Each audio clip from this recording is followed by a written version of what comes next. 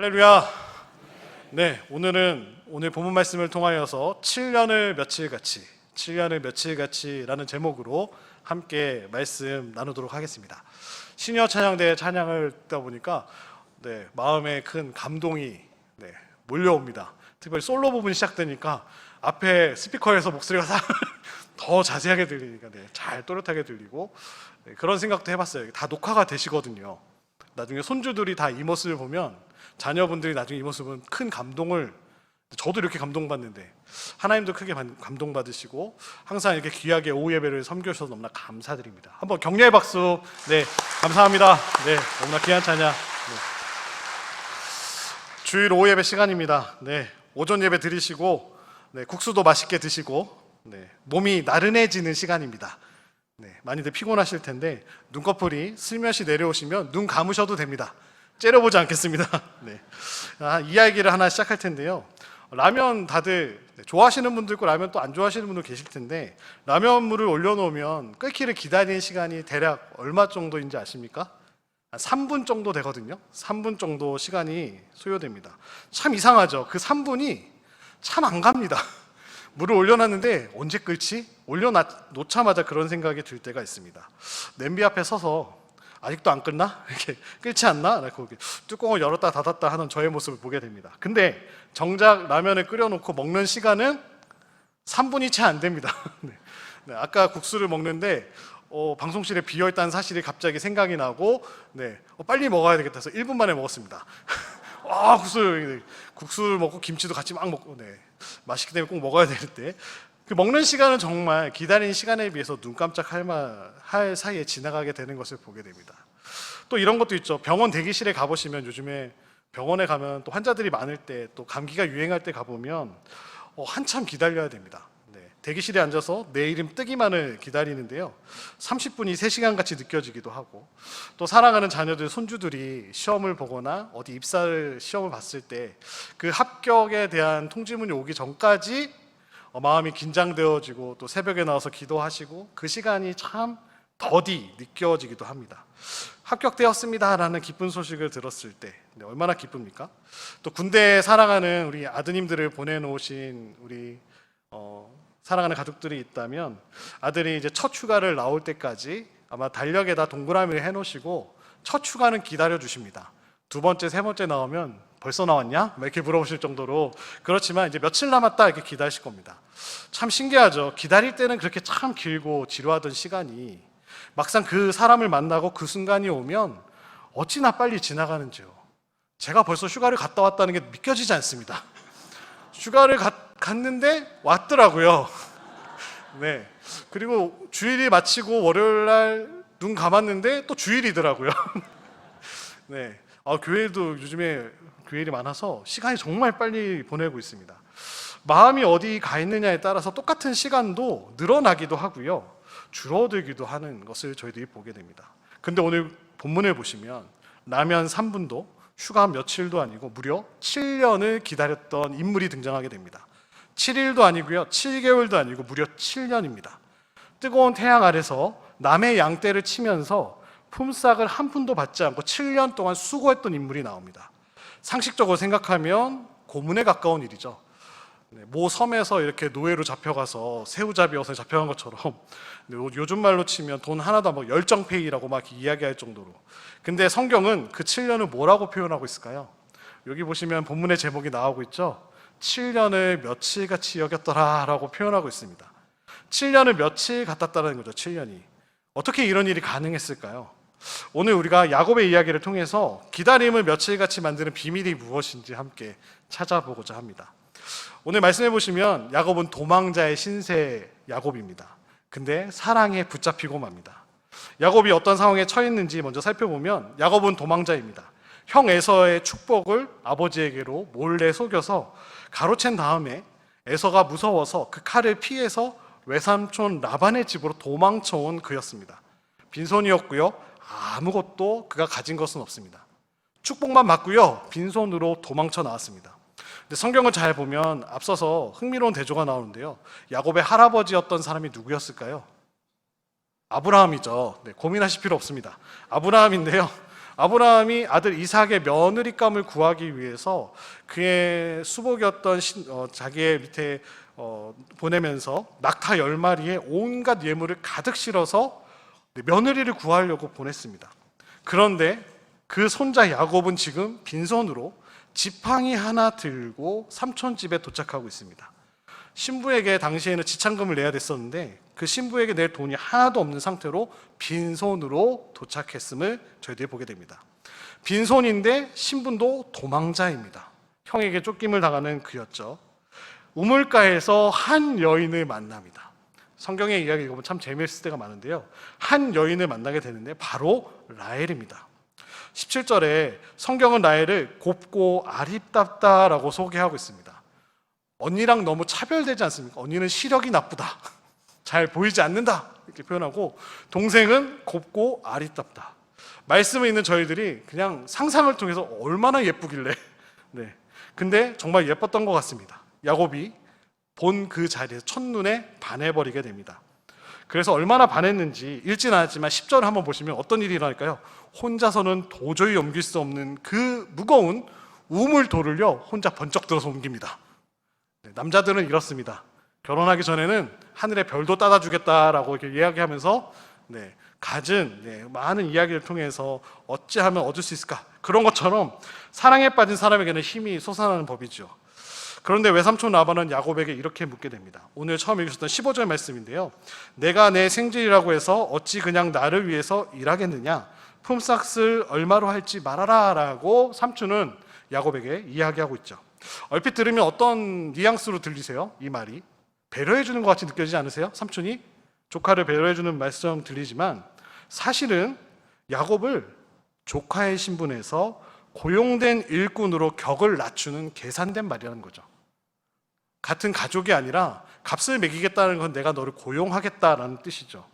라반은 처음부터 야곱을 경제적으로 협상하는 대상으로 그를 바라봤다라는 거죠. 그러자 야곱은 대답합니다. 18절을 보시면 외삼촌의 작은 딸 라헬을 위하여 7년을 섬기겠나이다 라고 이야기하고 있습니다. 돈도 없죠.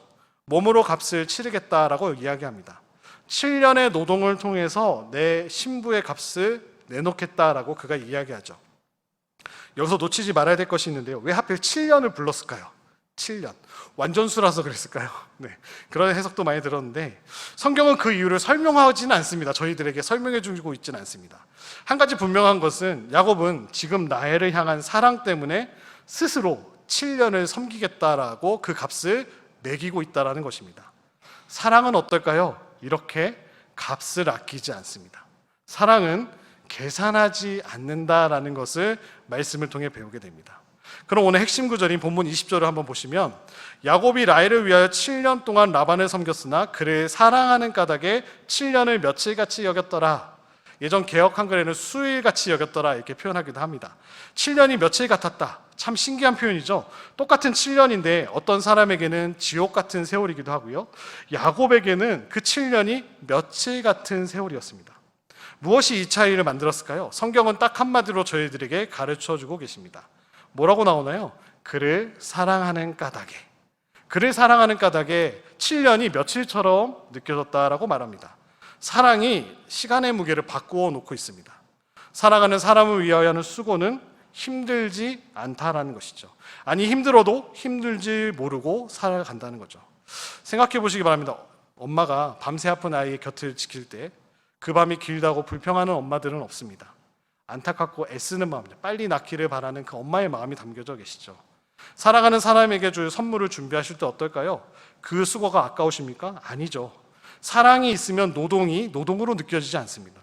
야곱에게 7년은 노역이 아니라 라헬을 향해 가는 설레는 걸음이었다라는 것을 말씀은 가르쳐주고 계십니다. 그런데 사랑하는 성도 여러분, 저희는 이 대목에서 우리의 눈을 조금 더 높이 들어야 될 줄로 믿습니다. 야곱의 이 사랑은 우리를 향하신 그 하나님의 사랑을 어렴풋이 비춰주는 거울과 같기 때문입니다. 야곱이 라헬을 얻기 위해 7년을 며칠같이 여기며 섬겼다면 우리 주님은 우리를 얻기 위해 무엇을 지불하셨습니까? 야곱은 7년의 노동으로 값을 냈지만 예수님께서는 십자가에서 자기 목숨을 값으로 지불하셨습니다.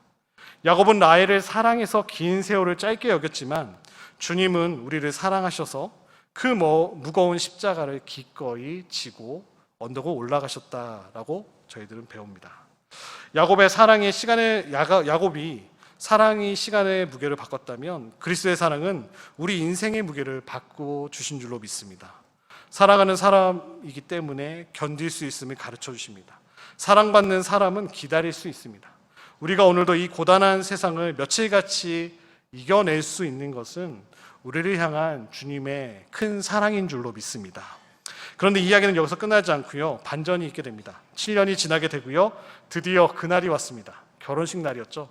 야곱이 꿈에 그리던 그날이었습니다. 얼마나 설레었을까요? 7년을 기다린 바로 그 밤이었습니다. 그런데 아침에 눈을 떠보니 신부가 누구였을까요? 라헬이 아니었습니다. 언니 레아였습니다. 삼촌 라반이 어둠을 틈타서 면사포로 얼굴을 가려 언니 레아를 야곱에게 들여보냈던 것이죠. 야곱은 기가 막혀서 소리치죠. 25절을 보시면 외삼촌 어찌하여 나를 속이셨나이까. 그래도 나름 공손하게 이야기하죠. 이 장면에서 성경이 우리에게 주시는 메시지는 무엇일까요? 야곱이 누굽니까? 성경에서 대표적인 사기꾼입니다. 사기를 제일 잘 치는 친구입니다. 한때는 속이는 자였습니다. 눈이 어두운 아버지 이삭을 속여 에서의 축복을 가로챈 인물이었습니다. 그런데 이제 그 야곱이 눈 어두운 밤에 속임을 당하는 자가 되었습니다. 형인 척하던 자가 이제 동생인 척한 레아에게 속고 있습니다. 성경은 이걸 이렇게 이야기합니다. 갈라디아서 6장 7절에 사람이 무엇으로 심든지 그대로 거두리라. 심는 대로 거둔다는 것이죠. 야곱은 자기가 뿌린 그 속임수의 열매를 지금 거두고 있음을 가르쳐주고 계십니다. 그러나 하나님은 결코 실수하지 않으십니다. 놀라운 것은 하나님이 이 어그러진 일을 통하여서 하나님이 일하고 계신다라는 사실을 보게 하십니다. 이 결혼은 야곱이 원한 것도 계획한 것도 절대 아니었습니다. 동생 라헬을 원했지 레아는 원하지 않았습니다. 라반의 속임수로 억지로 맺어진 결혼이었습니다. 그런데 바로 이 잘못된 결혼을 어떻게 사용하셨을까요? 사랑받지 못한 레아에게서 유다가 태어나게 됩니다. 유다의 후손이 누굽니까? 다윗이 나오고요. 마침내 예수 그리스도께서 그 핏줄에서 나오게 되십니다. 사람이 어긋나게 만든 일을 하나님께서는 구원의 통로로 바꾸어 놓고 계신다는 사실을 성경은 가르쳐주고 계십니다. 근데 29장에서는 하나님이 한 번도 등장하시지 않습니다. 근데 섭리의 그림자 속에서 하나님은 단 한순간도 쉬지 않고 일하고 계심을 저희들이 보게 됩니다. 사랑하는 성도 여러분, 오늘 말씀을 우리 삶에 적용해 본다면 세 가지를 꼭 기억하시고 예배당을 나가시기 바랍니다. 첫 번째로 사랑이 있으면 수고가 가벼워짐을 말씀해 주고 계십니다. 야곱의 7년을 며칠같이 만든 것은 바로 사랑이었습니다. 사랑하는 성도님들의 삶의 자리와 일터의 자리가 힘드십니까? 직장과 가정과 사역이 무겁게 느껴지십니까? 그 자리를 견디는 힘은 이악 물고 버티는 데서 나오지 않음을 보게 하십니다. 사랑에서 나온다라고 말씀하십니다. 하나님을 사랑하는 마음, 사람을 사랑하는 마음이 회복되어지면 무거운 짐도 며칠같이 가벼워짐을 말씀해 주고 계십니다. 이번 한 주간 사랑하는 여러분 수고 위에 사랑을 다시 얹으시기를 예수님의 이름으로 축복합니다. 두 번째로 심는 대로 거둔다라는 것을 가르쳐 주고 계십니다. 야곱은 속인 대로 속임을 당하고 있습니다. 하나님의 보응의 법칙은 정확하죠. 오늘 우리가 무엇을 심고 있는지 한번 돌아보시기 바랍니다. 정직을 심으면 정직을 거두게 되고 사랑을 심으면 사랑을 거두게 될 줄로 믿습니다.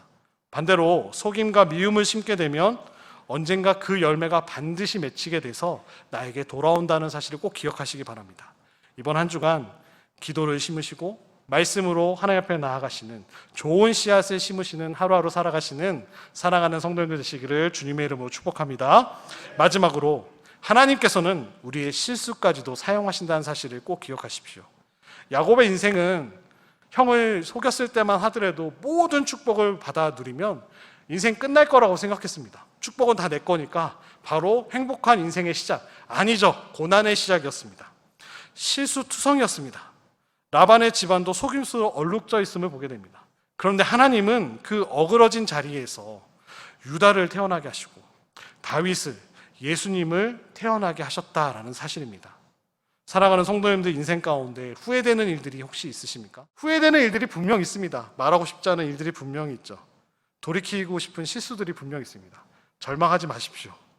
우리 하나님은 그 실패한 자리에서도 새 일을 시작하시는 분인 줄로 믿습니다. 우리가 그분의 손에 우리의 모든 것을 맡기면 나의 어긋난 이야기도 은혜의 이야기로 다시 쓰여질 줄로 믿습니다. 야곱의 사랑이 사랑 때문에 7년을 며칠같이 여겼듯 우리도 주님의 사랑 안에서 이 세상 결국 나그네 길인데요, 며칠같이 살아내시는 사랑하는 성도님 한 분 한 분 되시기를 축복합니다. 결국 그 길의 끝에서 우리를 위해 십자가의 값을 지불하신 그 사랑의 주님을 만나게 될 거고요, 날마다 그날을 꿈꾸며 하루하루 힘들지만 하루하루 견뎌내시는 사랑하는 우리 모든 성도님들 되시기를 주님의 이름으로 축복합니다.